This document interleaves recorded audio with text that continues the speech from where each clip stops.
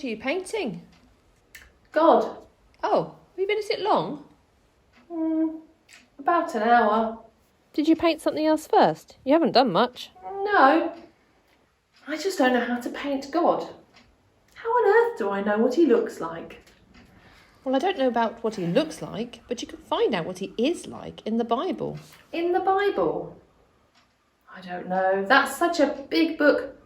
I wouldn't know where to start. It's actually 66 books in one. But how about starting at the very beginning, in Genesis and the story of creation? There are some great clues about what God is like in there. See, Genesis tells the story of how God created everything from nothing.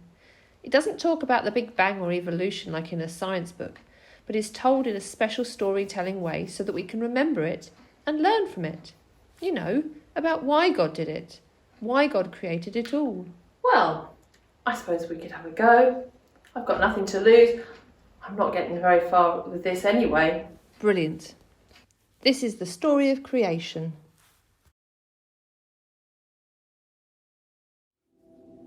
In the beginning, God created the sky and the earth.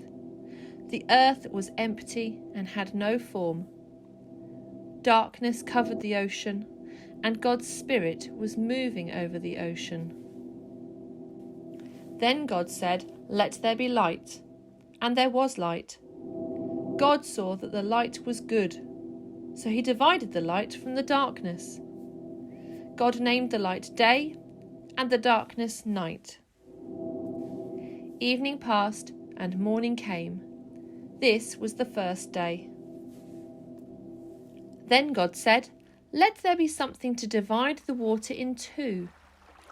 So God made the air to divide the water in two.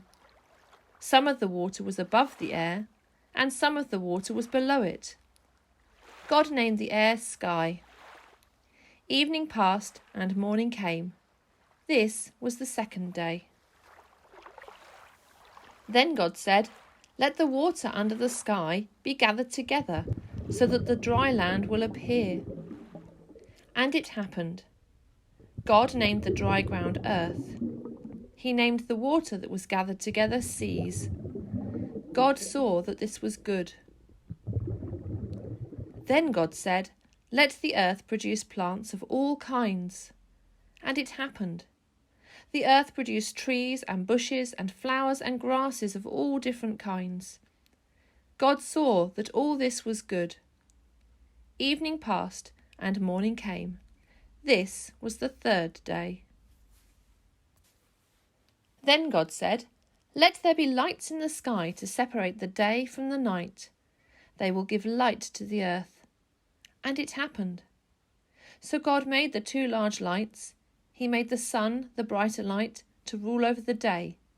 He made the moon, the smaller light, to rule over the night. He also made the stars. God saw that all these things were good. Evening passed, and morning came. This was the fourth day. Then God said, "Let the water be filled with living things, and let birds fly in the air above the earth." So God made every living thing that lives in the sea, and every bird that flies in the sky. God blessed them and said, "Have many young ones and grow in number. Fill the seas and the skies." God saw that this was good. Evening passed and morning came. This was the fifth day. Then God said, "Let the earth be filled with animals of many kinds, large and small, crawling, tame, and wild animals. Let each produce more of its own kind." And it happened. God saw that it was good.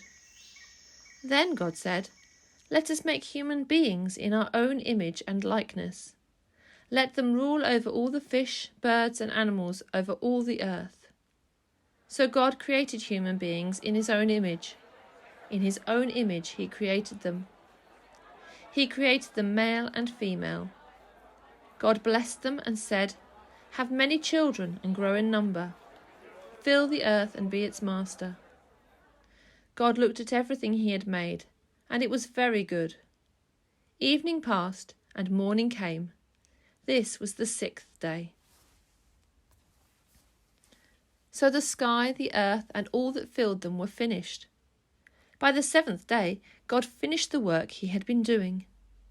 So on the seventh day, he rested from all his work. God blessed the seventh day and made it a holy day. He made it holy because on that day he rested. He rested from all the work he had done in creating the world.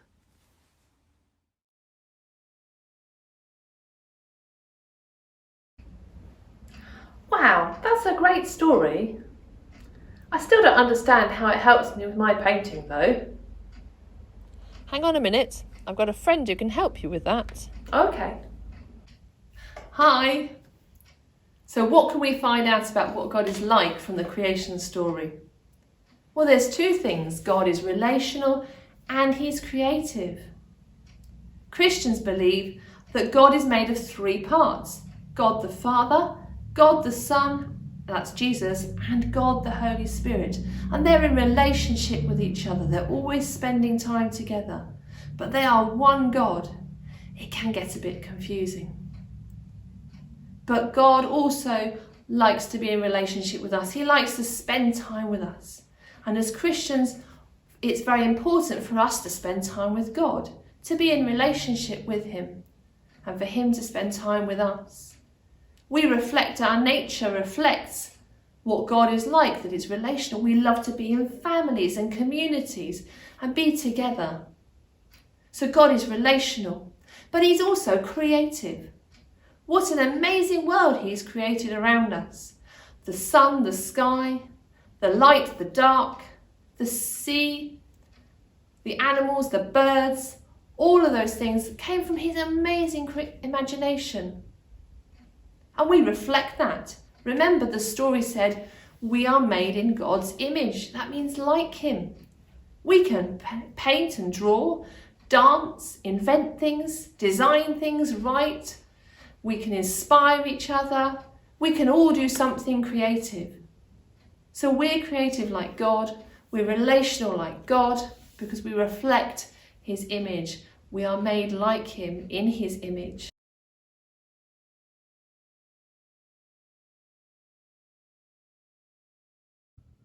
Do you know what? That's brilliant. That really helps me. I don't need to paint what he looks like. I can paint what he is like. Thanks for that. That's really great. Really helped me.